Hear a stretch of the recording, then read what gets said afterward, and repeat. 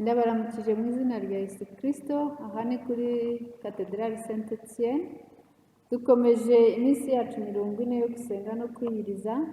Ndabasuhuje mu izina rya Yesu Kristo, muri kumwe na Pasiteri Annette. Uyu munsi turi ku munsi wa 20 w'iyo minsi 40, kandi umutwe w'amagambo uravuga ngo gusana imibanire yasenyutse. Gusana imibanire yasenyutse. Mbere y'uko tubiganiraho, reka dusenge. Uwiteka Mana nziza, Mana ihoraho, Mana igira neza, turagushimiye kuri Imana, tugushimiye ko uduhaye ubu buryo bwo gushobora gutambutsa ubutumwa bwo gusengerana, bwo kwegerana n'abakristo bacu bari hirya no hino. Turabigushimiye Mana, kandi uyu mugoroba uterane natwe aho buri wese ari.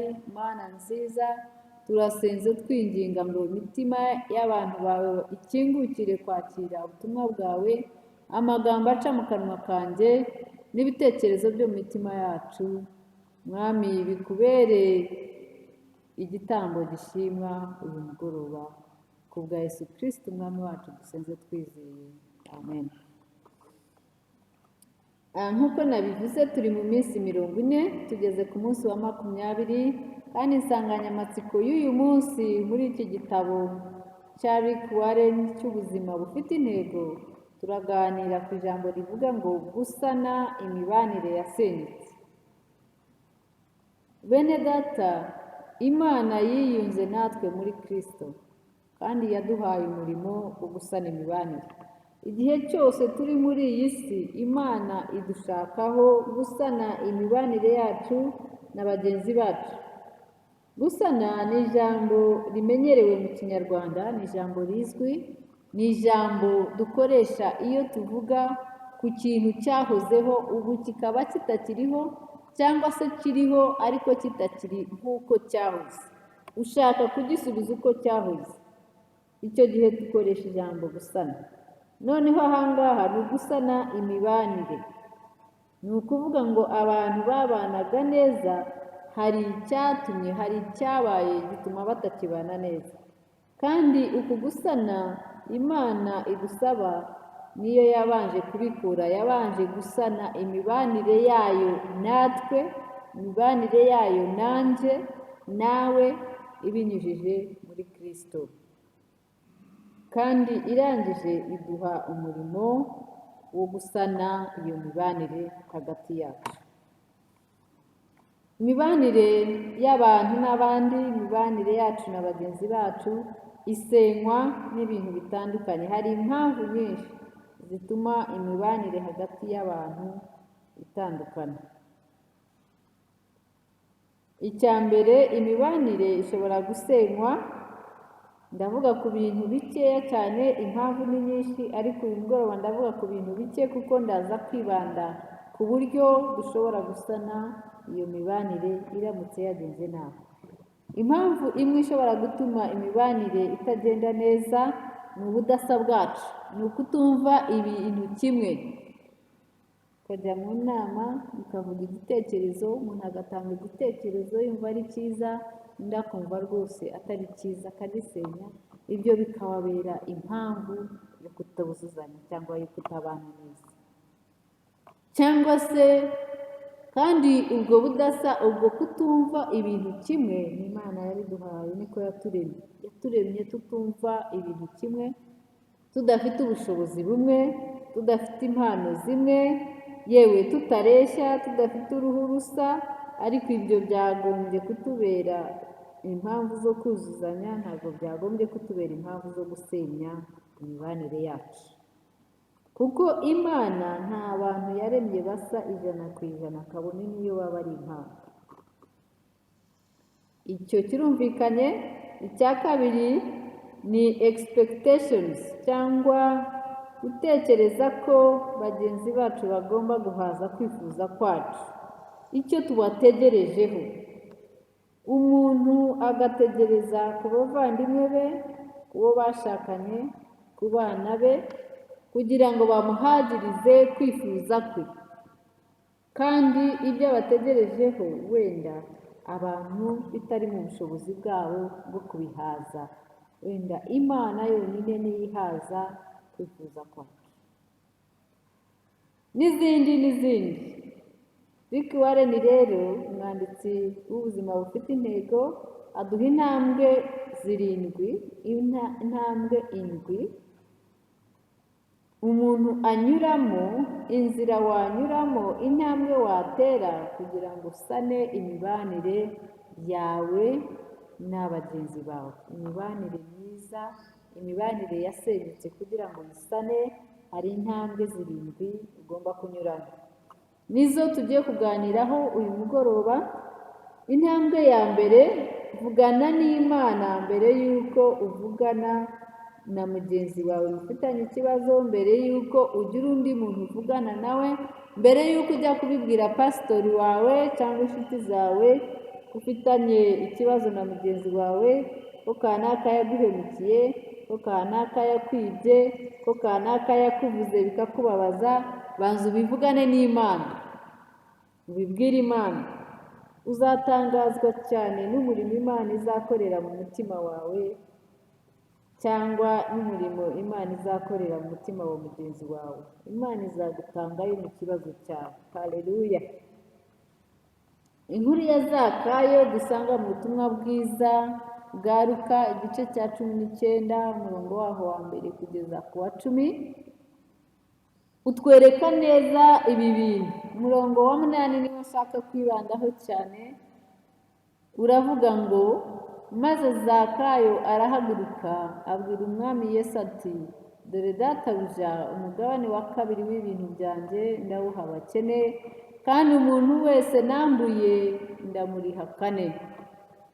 Zakayo umukoresha w'ikoro yumvise Yesu anyuraho, yifuza kumubona, asanga ni mugufi nkanjye, ntari bugereyo, ashakisha aho kurira kugira ngo aze kubona Yesu. Yesu amugezeho aramubwira ati, manuka kuko uyu munsi nkwiriye kurara iwawe.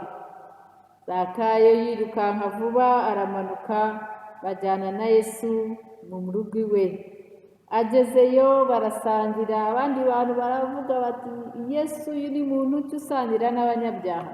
Kuko Zakayo yari yanzwe cyane mu bandi bantu, kuko mu gukoresha ikoro yacaga abantu imisoro, amafaranga y'ikirenga, hanyuma asagukayo akagavura, niko tubyita mu kinyarwanda cy'iki gihe, akagavura agashyira ku mufuka we, akagavura akagura ibyiwe, aba umukire, ariko agakirishijwe n'inzira zitari nziza, n'inzira zitubahisha Imana. Asuwe na Yesu yamugendereye mu rugo iwe. Zakayo ntabwo batwereka Yesu amubwira ngo niyihane, ariko Zakayo ngo arahaguruka. Umurongo wa 8 niko watubwiye. Arahaguruka aravuga ati, abwira umwami Yesu ati, dore databuja, umugabane wa 2 w'ibintu ntunze byose ndawuha abakene, kandi umuntu wese nambuye ndabimuriha inshuro 4. Niko kubanza kubibwira Imana. Zakayo yabanje kubonana na Yesu amumurikishiriza umucyo we, hanyuma Zakayo abona uko yagendaga, abona imigendere yasanga si myiza. Mu mutima we yibwira ukuntu yakosora iyi mibanire ye na bagenzi be, yishyiriraho standard, yishyiriraho uburyo, yishyiriraho intambwe zo gukosora, zo gusana iyi mibanire ye na bagenzi be. Banza ubibwire Imana, vugana n'Imana mbere y'uko uvugana n'abandi bantu kuri icyo kibazo. Hanyuma intambwe ya 2 iravuga ngo, iteka ryose ujye ufata iya mbere. Ntugategereze mugenzi wawe ngo abe ari we ugusaba imbabazi. Banza umusange, muruta umusange umusabe imbabazi. Kuko nawe ibyo ari byo byose, nawe muri iyo myitwarire itari myiza hari uruhare wabigizemo. Musange rero, witegereze. Yesu Kristo iyo aza gutegereza ngo tubanze twihane abone kudupfira, n'uyu munsi umurimo wo gucungurwa uba ugitegereje. Ariko mu Baheburayo haratubwira ngo tukiri abanyabyaha Kristo aradupfira. Haleluya. Kristo yadupfiriye tukiri abanyabyaha. Adusaba rero mu gusana imibanire na bagenzi bacu yuko dutera intambwe ya mbere tukabasanga. Niba bataradusanze twe tubasanga. Kijya kibaho mu mibanire y'iki gihe ni uko tumara gukomeretsanya, buri muntu agafunga inguni ye n'undi agafunga inguni ye hariya, buri wese ategereje mugenzi we ngo amusange. Ariko intambwe ya kabiri yatubwiye ngo jya uba uwa mbere iteka ryose ujye ufata iya mbere. Intambwe ya gatatu iravuga ngo wifatanye n'amarangamutima ya mugenzi wawe. Igihe mugenzi wawe murimo muganira ku byabaye mugamije gusana imibanire yari yasenye, agakoresha amagambo wowe utishimiye, akagaragaza amarangamutima wowe utemera, emera kandi wakire amarangamutima ye, kuko arimo arasuka amarangamutima ye. Naye si ayawe, ubyemere umutege amatwi. Rick Warren aratubwira ngo ukoresha amatwi cyane kurusha uko ukoresha umunwa.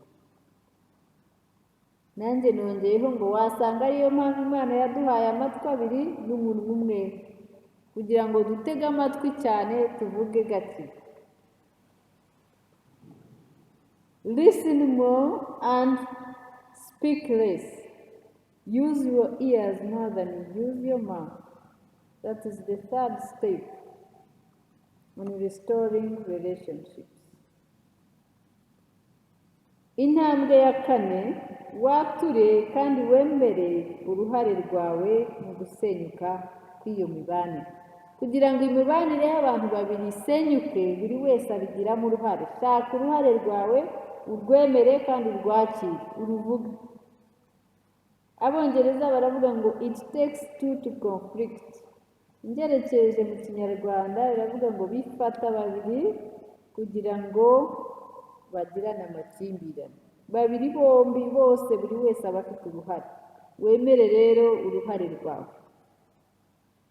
Intambwe ya gatanu, uhangane n'ikibazo aho guhangana n'uwo mugifitanye. Ntabwo uzigera ukemura ikibazo cyane niba ushishikajwe no kwerekana umunyamakosa uwo ari we. Bibiliya iravuga ngo gusubizanya ineza guhosha uburakari, ariko akarimi gatyaye kabyutsa uburakari. Aha bidusaba gutandukanya umuntu n'igikorwa cye. Nibyo tujya tuvuga ngo Imana ikunda umunyabyaha ariko yanga icyaha. Tugomba gutandukanya umuntu. Umuntu afite agaciro Imana yamuremyemo, aracyafite ishusho y'Imana. Mutandukanye rero n'icyo yakoze kugira ngo ushobore gusana imibanire yasenyutse nawe. Ugerageze. Intambwe ya gatandatu iravuga ngo ugerageze gutunganya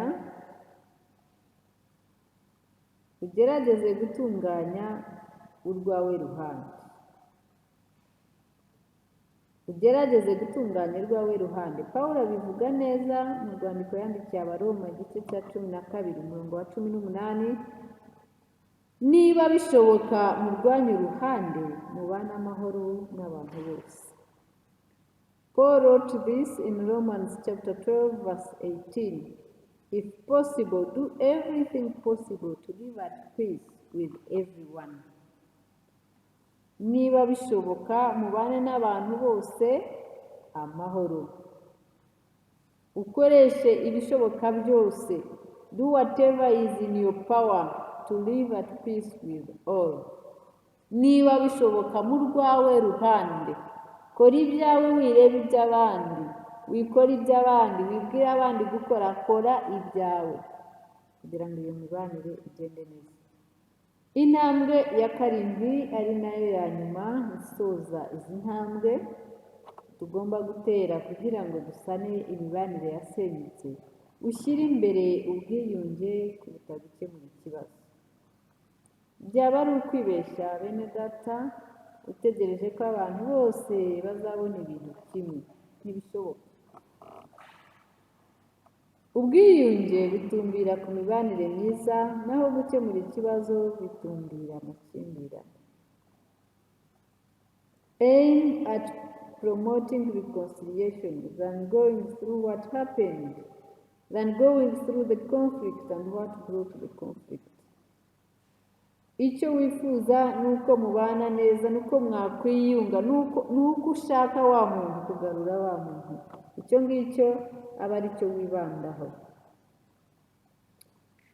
Ingingo yo kuzirikana uyu mugoroba ni imibanire myiza iteka igomba gusana.